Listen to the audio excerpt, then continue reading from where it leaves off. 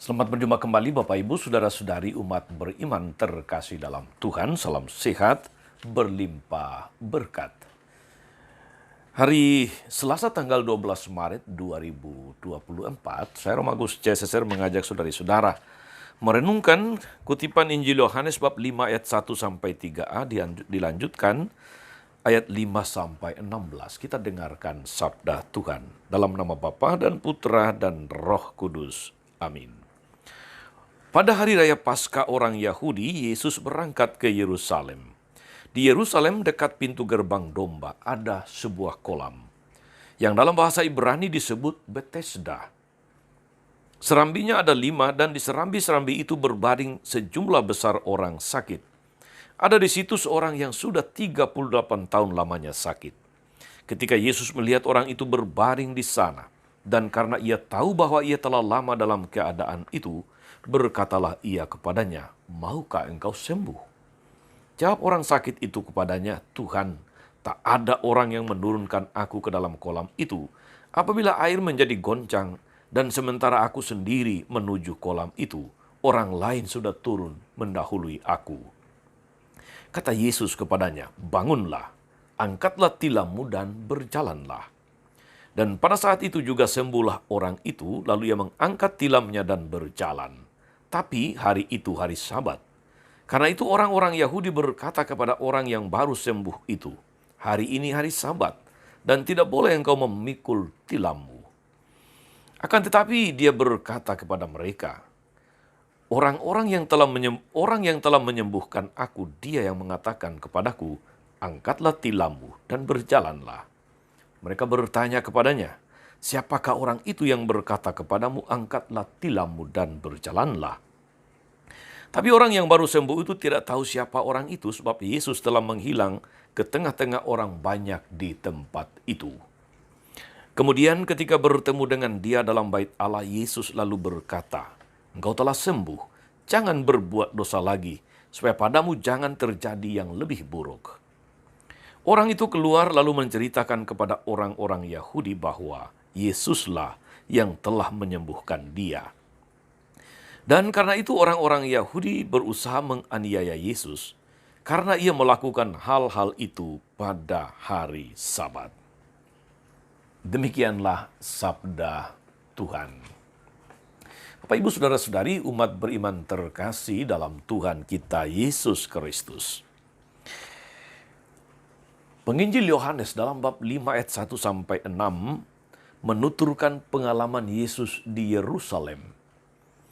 Di sebuah kolam ajaib di dekat gerbang Bait Yerusalem, yaitu kolam Betesda, bukan pohon zaitun yang menjadi pusat perhatiannya, tetapi sekelompok orang sakit yang lumpuh, yang timpang, dan yang buta. Mereka semua menunggu dengan, katakanlah itu, harap-harap cemas kapan air kolam itu berguncang, dan bila mereka menceburkan diri ke dalam kolam, mereka akan menjadi sembuh. Tapi kapan itu akan terjadi? Kapan harapan mereka terpenuhi? Saudari-saudara umat beriman, Yesus melihat seorang lumpuh. Lumpuhnya sudah sangat lama, 38 tahun. Dan berdialog dengannya. Dia merindukan kesembuhan tentu saja. Yesus mendengarkan keluhannya dan berkata, "Bangunlah, angkatlah tilammu dan berjalanlah." Pada saat itu juga sembuhlah orang itu, lalu ia pulang ke rumahnya. Bagi si lumpuh, saudara-saudari, kata-kata Yesus itu adalah air hidup yang menyembuhkan dia. Si lumpuh itu tidak menceburkan dirinya ke kolam Siloam, tidak ke kolam Betesda, tetapi ke sumber air hidup, yaitu Yesus Kristus. Dalam hal ini, Yesus bukanlah sekedar air hidup. Dia lebih daripada itu. Air hidup yang menghidupkan manusia yang beriman. Saudari-saudara, umat beriman terkasih dalam Tuhan, gereja atau kita sebagai gereja hadir untuk menyalurkan rahmat kehidupan dan penyembuhan bagi dunia. Gereja tidak muncul sebagai pihak yang mempersulit atau memperumit masalah dengan aturan-aturan yang dibuat. Gereja harus hadir sebagai solusi, menawarkan pembebasan dari pihak Allah kepada manusia yang tinggal dalam perbudakan dosa dan kegelapan. Karena itu saudara-saudari, seperti Yesus, Sang Air Hidup, yang sentuhan dan sabdanya menyembuhkan si lumpuh tanpa harus menceburkan diri ke dalam kolam yang berguncang. Kita juga dipanggil untuk tidak perlu menunggu orang datang minta tolong pada kita. Namun kita harus peka pada kebutuhan sesama. Kita mendatangi, kita menyapa, kita tanggap untuk menolong. Itulah gereja yang berbela rasa. Itulah gereja yang peduli. Dan Anda adalah bagian dari gereja itu.